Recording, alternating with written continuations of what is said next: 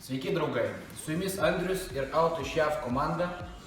Kaip jau minėjome praeitame video bloge, atsakysime į labai daug jums rūpimų klausimų apie automobilio iš JAV importą.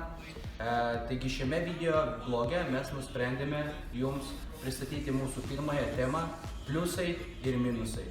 Ar apsimoka mums apsiimti šitų galvos skausmų ar ne. Tai pirmasis minusas, kuris turbūt vienas iš svarbesnių yra, jog automobilis yra perkamas iš nuotraukų. Tai reiškia, jog mes matome nuotraukas, mes negalime automobilio pačiupinėti, pakelti kapoto, kuris galbūt nėra atidarytas. Taigi mes matome nuotraukas ir tai yra slidus reikalas, nes gyvo automobilio mes nematome. Antrasis minusas, antroji problema yra ta, jog automobilis iš Amerikos į Lietuvą gali keliauti apie 6-9 savaitės.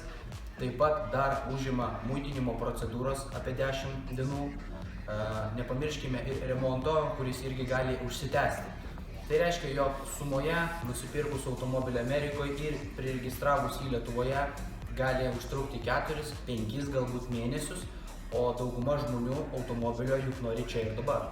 Kaip jau minėjome, perkant automobilį mes matome tik nuotraukas. Tai reiškia, jog įvertinti tikrą automobilio remonto sąmatą iš nuotraukų yra labai sudėtinga.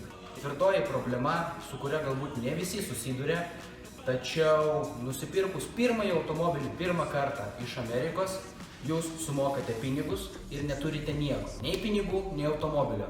Tada prasideda galvoje didelis spaudimas ir iš šalies jūs tą jaučiate, jog galbūt busite apgautas, nes neturite nei automobilio, kurio galbūt jums niekas ir nepristatys, nei pinigų.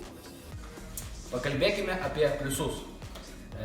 Nusipirkę automobilį iš Amerikos galite sutaupyti 30-50% sumos, kurią išleistumėte Lietuvoje lygiai tokiam pačiam automobiliui. Nepamirškime ir švarios auto istorijos. Galbūt ir dažnų atveju jūs būsite automobilio antras savininkas, kai to pasakoje Lietuvoje jau yra eilė savininkų prieš jūs. Automobilis nėra matęs lietuviško oro. Galite išsirinkti labai egzotinių variantų. Netapsite nesąžiningų prekeivių ir perpardavėjų aukomis. Taip pat nepamirškite, jog automobiliai iš Amerikos atkeliauja gausiomis komplektacijomis.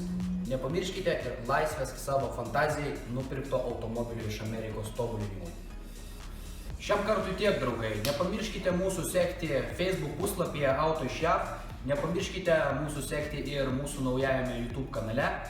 Prašome jūsų komentuoti apačioje po šio video, ką norite išgirsti ateityje mūsų naujose video bloguose.